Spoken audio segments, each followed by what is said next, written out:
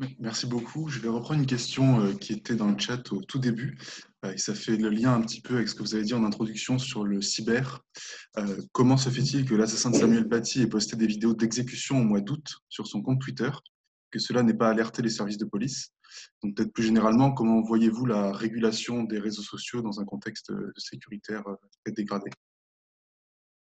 Là aussi, la régulation des réseaux sociaux est un sujet très important et très difficile parce que la régulation des réseaux sociaux ne peut pas être un prétexte à la remise en cause de la liberté d'expression sur Internet. Et la liberté d'expression sur Internet ne peut en aucun cas non plus signifier la possibilité sur Internet de commettre des infractions pénales en toute impunité. L'appel sur Internet à la haine antisémite, l'apologie du terrorisme sur Internet, l'appel au terrorisme ou à la violence, ce n'est pas un sujet qui relève de la liberté d'expression, c'est une infraction pénale.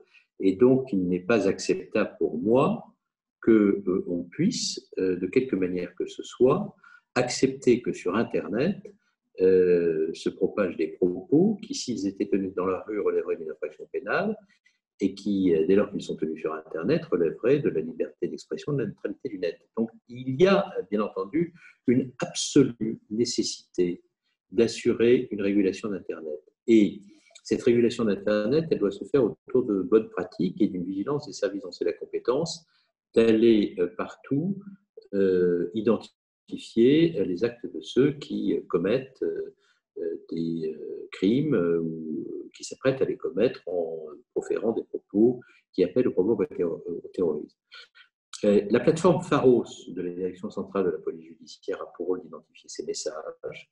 Le gouvernement a décidé de lui donner davantage de moyens. Nous avions fait déjà monter en puissance l'action de Pharos et ses effectifs. Le gouvernement décide de poursuivre. Il a raison, parce qu'il faut que les services de renseignement et les services de la police judiciaire aient tous les moyens nécessaires à l'identification de ce type de messages pour faire cesser les troubles à l'ordre public lorsque ces messages sont diffusés, identifier ceux qui sont à l'origine de ces messages et par des enquêtes les mettre hors d'état de nuire.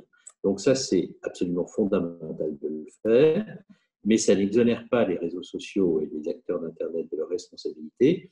Et je m'étais rendu en février 2015 dans la Silicon Valley pour rencontrer le président de Google, de Facebook, de Twitter, etc., et signer avec eux un agrément par lequel ils s'engageaient à retirer les contenus qui appelaient provoquer au terrorisme ou à la haine.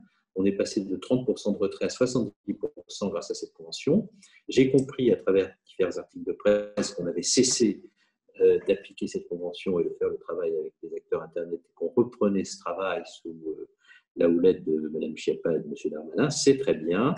Et il faut reprendre ce qui avait été engagé et l'intensifier, parce que c'est par cette coopération entre services de police et acteurs d'Internet qu'on parviendra à obtenir de meilleurs résultats que ceux qu'on a obtenus au cours des derniers mois.